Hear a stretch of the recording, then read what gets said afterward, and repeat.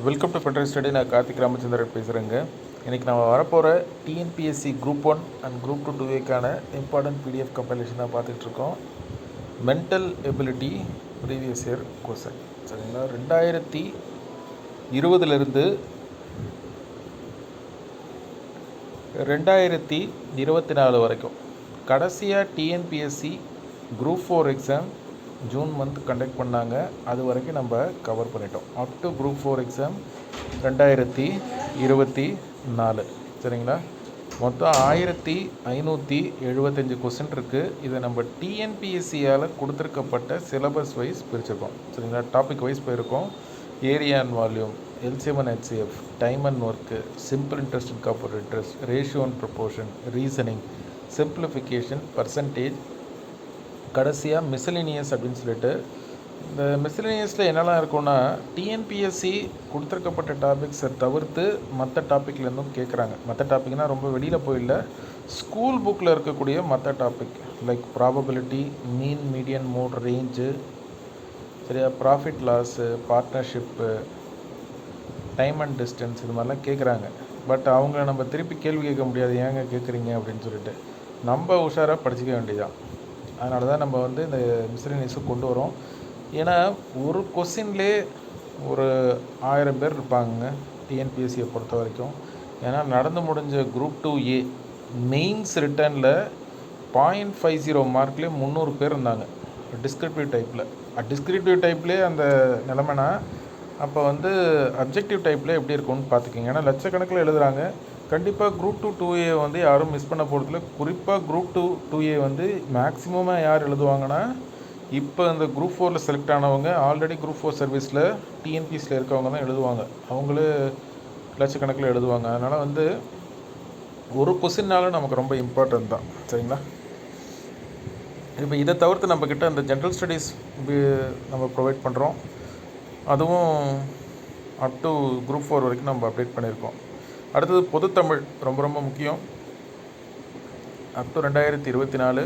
இதை நம்ம என்ன பண்ணியிருக்கோங்கன்னா, 52 டாப்பிக்கையும் எடுத்து தனித்தனியாக அதுக்குள்ளே இருக்கிற சப் டாபிக்ஸையும் இந்த 6545 கொஸ்டினாக பிரித்து வச்சுருக்கோம். அதனால் நீங்கள் மார்க் ஸ்கோர் பண்ணுறது ரொம்ப ஈஸி.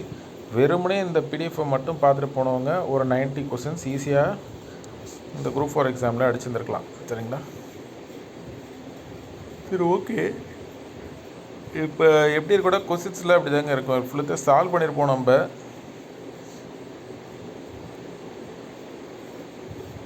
இப்படி தான் இருக்கும். 2 மீடியம் ஆஃப் ஸ்டூடெண்ட்ஸும் யூஸ் பண்ணுற மாதிரி தான் இருக்கும். ஒரு இன்ட்டு மாதிரி இருக்கும். சரிங்களா, இப்போ இந்த அடுத்த ஒரு கேள்வி வருது. இந்த பிடிஎஃப் மட்டும் நான் பார்த்துட்டு போனால் குரூப் 2 1 2A குரூப் 1ல் மார்க் ஸ்கோர் பண்ண முடியுமா? கண்டிப்பாக ஸ்கோர் பண்ண முடியும். அதில் எந்த வித மாற்றமும் இல்லை. ஆனால் இப்படி பண்ணுறது தான் உங்களுக்கு எஃபிஷியண்ட்டாக இருக்கும். ஃபார் எக்ஸாம்பிள் என்ன சொல்கிறதுனா, நிறைய பேர் 164 தான் last year cut off group 4க்கு. ஆனால் நிறைய பேர் அந்த 160 156 அப்படியே இருப்பாங்க.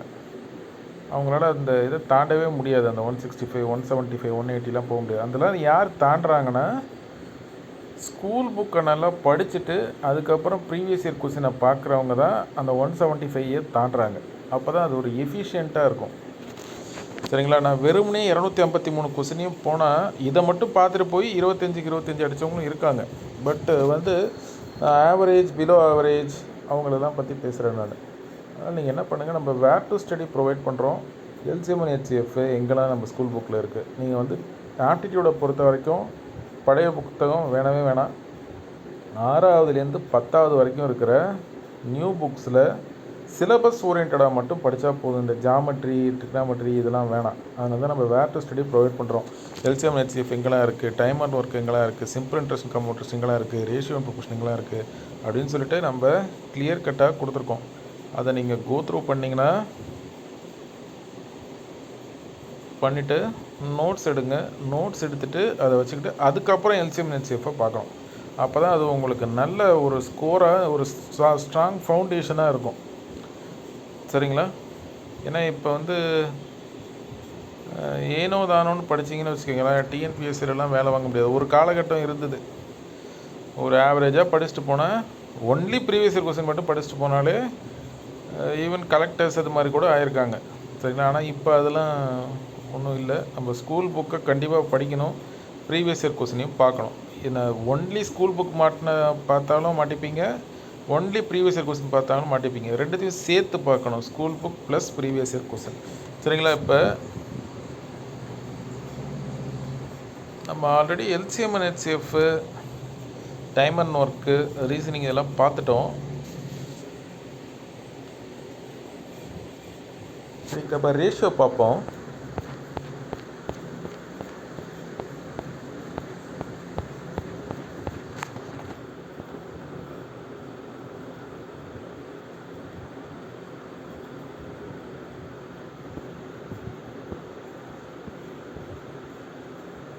சரி, இந்த கொஸ்டினை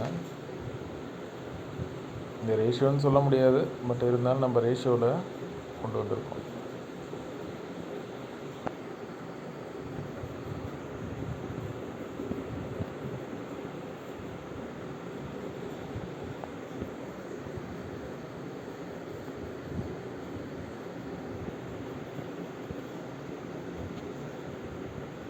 ஓகே, இதுதான். சரி, இப்போ பாருங்கள், 3x + 4y. ஓகே, சாரி, நம்ம ரேஷியோ முன்னாடியே பார்த்துருவோம்னு நினைக்கிறேங்க. நம்ம பர்சன்டேஜ் பார்த்துருவோம். பர்சன்டேஜ் தான் பார்க்கல, சாரி, ரேஷியோ லாஸ்ட் வீடியோவில் பார்த்தேன். ஓகே, இப்போ கயல் 5 டசன் முட்டைகளை வாங்கினார். அதில் 45 முட்டைகள் நல்ல முட்டைகள் எனில் கெட்டுவிட்ட முட்டைகளின் சதவீதத்தை காண்க. இப்போ கயல் 5 டசன் எக்கு வாங்குறாங்க. இப்போ நம்ம டசன்னா என்னன்னு தெரியணும். டசன்னா என்ன? 12. சரிங்களா. இப்போ வாழைப்பழம்லாம் வாங்கி போகிறோன்னு வச்சுக்கிங்களேன், டசன், ஒரு டசன் வாழைப்பழம் கொடுங்க அப்படின்னு தான் கேட்போம், ஏன்னா அதில் 12 இருக்கும். சரிங்களா. அதே மாதிரி வாழைப்பழத்தை டசனாக தான் சாப்பிட்ணும். டசன்னா ஒரு 1/4 டசன், 1/2 டசன் அப்படி தான் சாப்பிட்டோம். அப்போ தான் உங்களுக்கு உடம்புக்கு எஃபிஷியண்ட்டாக இருக்கும். நீங்கள் ஒன்று அப்படிலாம் சாப்பிட்டிங்கன்னா அது எஃபிஷியண்ட்டாக இருக்காது. சரிங்களா. சரி, இப்போ ஓகே, இனிமேல் நம்ம சம்முக்கு வருவோம். 5 × 12, ஏன்னா 5 டசன்னு சொல்லிட்டாங்க. ஸோ இப்போ 60 முட்டை இருக்குது. சரிங்களா. இப்போ out of 45 X are good one. அப்போ 60 - 45 பண்ணிட்டா என்னது, எவ்வளோ வீணாக போன முட்டைன்னு சொல்லி நமக்கு தெரிஞ்சிடும். 60 - 45 15. ஸோ 15 மொத்தம் இது எவ்வளோ, 60. 60 × 100 போட்டிங்கன்னா கிடச்சிரும் 25%. சரிங்களா. இதுதான் ஆன்சர். அதாவது டிஎன்பிஎஸ்சி மென்டல் எபிலிட்டியை பொறுத்த வரைக்கும் எப்படி இருக்குன்னா, ஒரு 25 கொஸ்டின் வருதுன்னா அதில் ஒரு 5 கொஸ்டின் மட்டும் தான் நீங்கள் பேப்பரில் பேனாவே வைக்கிற மாதிரி இருக்கும். மற்றபடி எல்லாமே மைண்டு தான். மைண்ட்லேயே நீங்கள் முடிச்சிடணும். 5 × 12 60, 45 குட்டு. அப்போ 60 - இது 15. அப்போ 15/60 × 100, 1010 கட் ஆயிரும். அப்புறம் என்னது, 2 3s are 6, 5 2 3s are 6, 5 3s are 15, 1 2 is 2, 5 2s are 10. So 5 5s are 25 அப்படின்னு சொல்லி மைண்ட்லேயே முடிச்சிடணும். அப்படி தான் இருக்கும். அதுக்கு ஏற்ற மாதிரி நீங்கள் ப்ராக்டிஸ் பண்ணணும். அது எப்படி வரும்னா, ஸ்கூல் புக்கை தரவாக எடுத்து நீங்கள் நோட்ஸ் எடுத்துகிட்டு ப்ளஸ் இந்த ப்ரீவியஸ் கொஸ்டினை பார்த்தீங்கன்னா உங்களுக்கு வந்துடும் மைண்ட்லேயே. இப்போ அடுத்த கொஸ்டின், இதுவும் மைண்ட்லேயே போடக்கூடிய ப்ராப்ளம் தான். Kumaran bought a raincoat and saved ₹25 with discount of 20%. What was the original price of a raincoat? இப்போ ஒரு ரெயின்கோட் வாங்குறாரு, 20% டிஸ்கவுண்ட்டு, ₹25 சேவ் பண்ணிட்டார். இது 2 டைப்பாக போடலாம், பட் நம்ம எங்கள் ஃபார்முலா வச்சு போடுறோம். சரிங்களா. இப்போ 125 சேவ்டு, அப்போ ₹100 வச்சுப்போம், ஒரு ₹25 சேவ் பண்ணிட்டாரன். 125 × 20/100 போட்டிங்கன்னா எவ்வளோன்னு வந்துடும், 25 தானே வந்துடும். அப்படி இல்லைனா இப்படியும் நீங்கள் போடலாம். 125ல் 20% எவ்வளோன்னு பாருங்கள். அப்படியே மைண்டில் 125 20/100னா 425 are 100, 525 are 125. அப்போ மறுபடியும் இப்படி கேல்குலேட் பண்ணிங்கன்னு வச்சுக்கோங்களேன், 25 தான் ஆன்சராக வரும். அப்படி கூட நீங்கள் போடலாம் மைண்டில். சரியா, எப்படி வேணாலும் போடலாம், பட் நமக்கு ஆன்சர் வேணும். ஏன்னா டிஎன்பிஎஸ்சியை பொறுத்த வரைக்கும் ஆன்சர் தான் முக்கியம், ஸ்டெப்புக்கு மார்க் இல்லை. இப்போ மென்டல் எபிலிட்டி குரூப் 1 மெயின்ஸில் தான் முன்னாடி இருந்தது. அதையும் இப்போ எடுத்துட்டாங்க. இப்போ இனிமேட்டு நமக்கு மென்டல் எபிலிட்டினால ஆன்சர் தெரிஞ்சால் போதும். எத்தனை ஸ்டெப்பு ஃபார்முலா வச்சு போட்டிங்களா, இல்லை மைண்டில் வச்சு போட்டிங்களா, இல்லை ஷார்ட்கட்டை யூஸ் பண்ணிங்களா, அதெல்லாம் தேவையில்லை. அவங்களுக்கு தேவை மார்க்கு தான். சரிங்களா? அதுக்கேற்ற மாதிரி பார்த்துக்கோங்க.